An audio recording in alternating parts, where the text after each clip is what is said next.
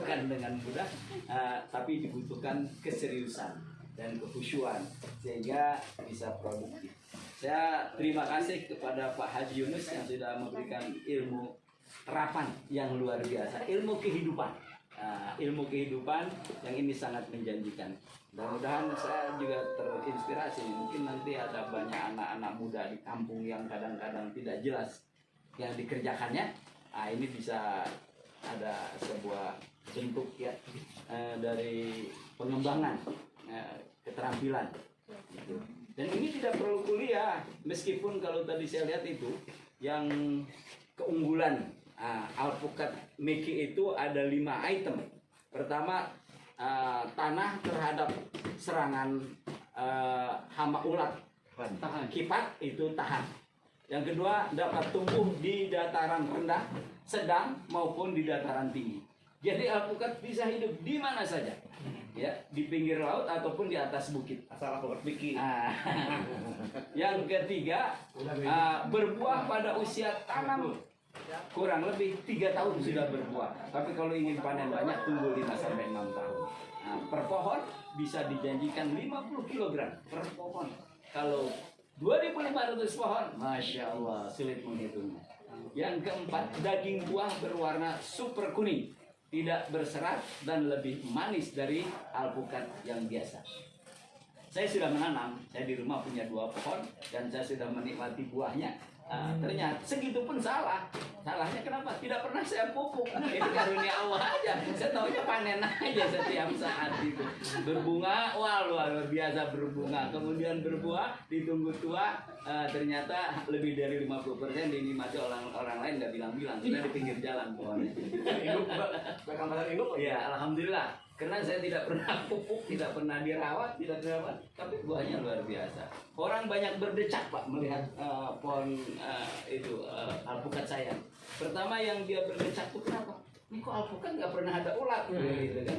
Justru malah saya pernah perhatikan ada ulat itu, ada pohon daunnya yang bolong, dimakan ulat, ulatnya mati. Wah ini istimewa. Gitu. Yang kedua alpukatnya, aduh menarik, buahnya bisa besar, kemudian enak lah, sangat enak.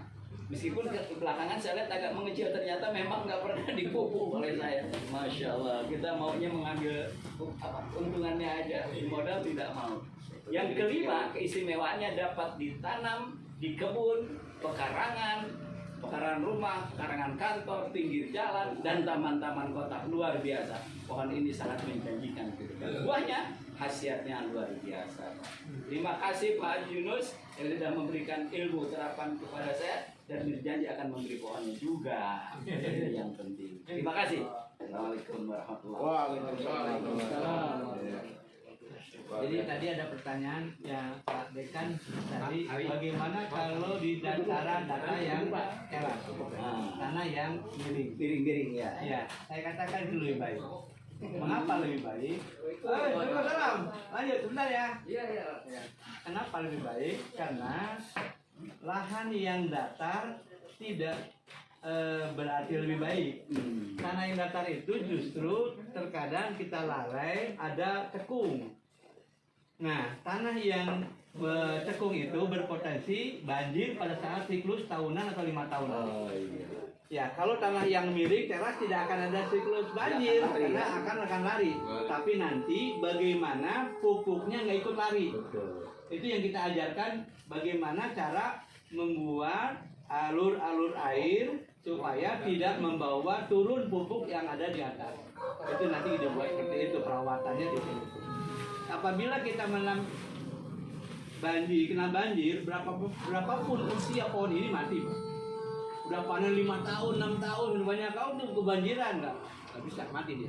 Makanya nggak terendam ya? Nggak boleh. Batang Pak, nggak boleh terendam. Iya. Batang rendam mati dia. Nah di villa itu Pak yang 5 pohon tuh di rempang mati semua karena udah terendam air satu malam. Yang tempat tulisan ada Iya, kolam itu. yang di kolam itu. Yang di atas ini nggak mati. Yang di kolam itu kebanjiran, hanya semalaman mati. Banyak kasus yang dilaporkan sehingga saya membuat kesimpulan pohon ini dijaga dari bahaya banjir. Gitu. Daerah miring nggak ada banjir, makanya lebih menguntungkan. Ya. kayak Pepaya seperti berarti. di Pak Jenderal Joko Santoso di Sukabumi sana di Cisaat, ya itu miring Pak. ya? Oh aman dia.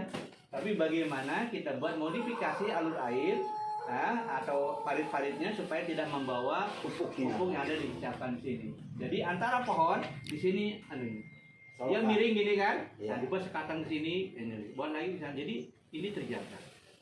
Nah, kalau seandainya kita lihat Pak Rektor atau Iya. Pak Prof ini pohon ke depan selain kita memenuhi kebutuhan ekspor dengan jumlah buah yang seragam, banyak dan seragam, ya berarti kita bisa menjaga kontinuitas produk untuk kepentingan klien kita.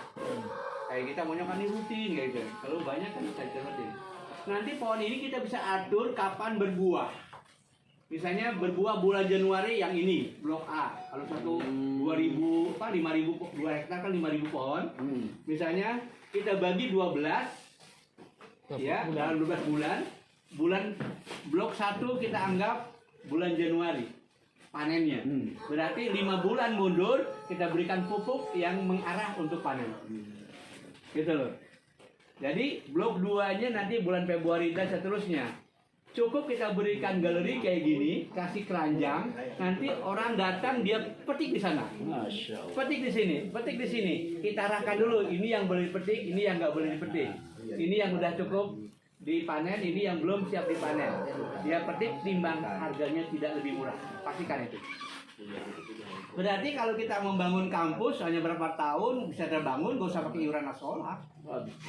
Harusnya kayak gitu. 70 hektar itu manfaatkan. Nah, nanti kita buat hanya lahan parkir yang cukup. Iya, sekarang itu kan gampang, itu kan medsos gampang. Silakan hadir di Taman Buah apa di Wisata Agro Buah Alpukat Sadeng. Wah, misalnya kayak gitu. Pertanyaannya, Siap. apakah alpukat ini ada musimnya seperti rambutan? Oke, pertanyaan bagus. Kalau Prof, pertanyaan bagus aja ya. Walaupun jelek dibilang bagus aja. Iya, malu saya bilang jelek. Ya, pertanyaan yang bagus karena begini. Buah yang berbuah karena dipengaruhi oleh musim tertentu disebut buah musim. Contoh, rambutan kalau nggak ada panas, nggak buah, nggak keluar itu Bunga, pentil, ya? bunga. Karena apa? Rambutan yang mengeram apabila kena hujan jadi daun bunga, daun baru lagi, daun muda lagi. Nah, pohon alpukat ini berbuah, berbunga tanpa harus dipengaruhi oleh musim tertentu. Jadi apakah musim panas, musim hujan, musim panas dan hujan, pancaroba atau peralihan, alpukat berbuah itu bunga banyak banget di kampung-kampung. Itu ada buah itu. Karena kembangnya banyak. Karena apa? Karena musim panas, musim hujan, musim pancaroba dia tidak mempengaruhi atau tidak merubah calon bunga menjadi daun. Kan? Kalau dia niat bunga ya bunga aja. Nah, itu dia perawatan dia. istiqomah dia. Istiqomah dia sama niatnya udah. Nah, itu namanya buah tanpa musim. Yang disebut buah tidak musiman. Tidak musiman itu indikatornya kapan saja Bapak datang ke toko buah tanya ada jus alpukat enggak? Pasti ada. Karena survei kalau kita lakukan misalnya ke toko buah, toko jus, toko-toko itu, Pak, buah apa yang paling banyak dipesan orang? Pasti alpukat. Warung Padang misalnya Simpang Raya mau kemana aja deh, tanya aja pesan buah-buah ini, nah, mana yang paling banyak? Artinya konsumsi masyarakat Indonesia sudah. Tahun 2000 saya ambil S2, saya lihat cara orang membeli apa yang dipertimbangkan. Ya, harga Pak. Tesis saya itu tentang itu. Harga, orang membeli itu harga. Padahal di beberapa negara maju literasi yang kita jadikan rujukan, dia bukan harga, kualitas. Iya, dia nggak peduli mau beli mobil mau 100.000, kalau dia ada ruang AC, ada massasnya, ada kopi, ada apa, dia bayar aja tuh di mobil. Kita kan dulu di emperan jadi yang penting murah gitu ya. Tapi sekarang 2020 tahun udah bergerak Indonesia itu. Cuci mobil nyari yang udah cepat nyaman udah. Nggak tanya berapa duit. 100.000 pindah mahal. Nggak ada lagi udah. Karena orang mencari kenyamanan. Hanya 20 tahun Pak udah berubah Indonesia. Padahal 2000 saya riset itu orang mau beli harga yang dipertimbangkan. Maka diskon. Dulu mah namanya apa ya? Bajar gitu. Ya. Bajar rame gitu loh. Diskon rame. Sekarang buka diskon Pak tuh di kampung-kampung. Buka pakaian diskon 20%. Nggak laku. Kenapa? Ya tahu barangnya nggak bagus. Ya. Gitu loh. Orang beli ke sentro kemana? Jadi lebaran sentro penuh, misalnya. Nah, kenapa? Sekarang kita alpukat yang paling bagus. Kita punya nilai tawar. Mau jual berapa? Jangan dulu. Saya jual pada 30, masa jual 15.000 dinahar orang gitu loh. Kita punya nilai tawar. Kita bisa katakan jangan dijual harga itu. Jangan, saya nggak mau jual harga itu. Kenapa? Harga kita tahu. Ada yang 30.000, 40.000, 50.000, 60.000. Coba mangga pilih yang mana? Artinya kita punya nilai tawar. Nah kalau Bapak buka galeri kayak gini, orang datang ke sana belanja, ambil sendiri, pedas sendiri, ditimbang, tidak mungkin Bapak jual 30.000. Pasti dijual 50.000 atau 40.000. Airplane saya di Jonggol, udah panas seperti itu. 55, 50.000 di kebun Pak. Kayak kita ke Malang metik. Iya.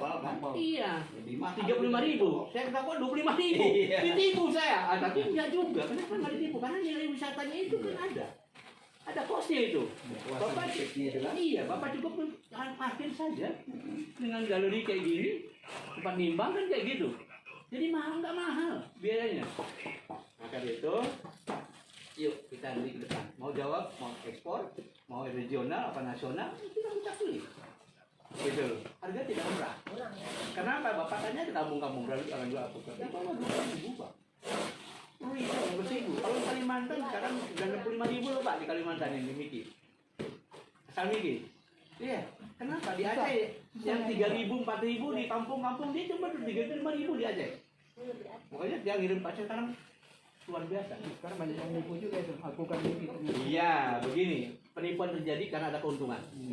Itu aja gampang. Kemarin tuh. Tapi Jepang apakah marah ditipu oleh Taiwan? Onder diri itu. Ada kan? Ini mau apa? Mau KW atau mau yang ori gitu kan? Kan nggak marah. Tapi apakah Jepang tidak laku dengan ditipu ditiru-tiru oleh Taiwan? Ya enggak juga. Karena orang pilih mau kualitas bagus pasti. Yang aku mikir, Bapak nama siapa? Pak Hari. Pak Hari. Besok pulang dari sini Bapak sebut alpukat Hari, harganya murah. Orang mau beli enggak? Tidak mudah Pak. Artinya apa? Ditiru pun, ngaku-ngaku pun tidak mudah. Artinya apa? Karena memang Allah sudah jaga Pak. Keikhlasan saya dijaga. Saya yakin gitu aja Pak Prof. Keikhlasan saya dijaga oleh Allah. Amin. Bahwa Mudah-mudahan. saya niatnya baik, orang nggak niat baik pasti Allah akan jaga. Gitu aja Pak. Hanya nanti di surga itu alpukatnya berlimpah ruah. Amin. Semetik satu bisa dibalas dengan 700. Nah, jadi kan ada satu orang yang nyeletuk ke saya, mungkin juga bukan satu orang, tapi yang kedengaran kayak gini. Pak Kualitas basicnya guru dan tidak relevan dengan kata tadi. Aku kenapa bisa Pak saya ngomong gini dan siap ditanya kayak gitu. Karena apapun saya bisa jawab. Kan boleh protes kan pengalaman.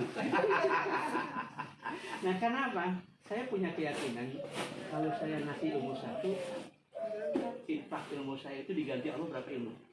10. Iya, 10. Jadi kalau saya punya satu ilmu minimal, Pak.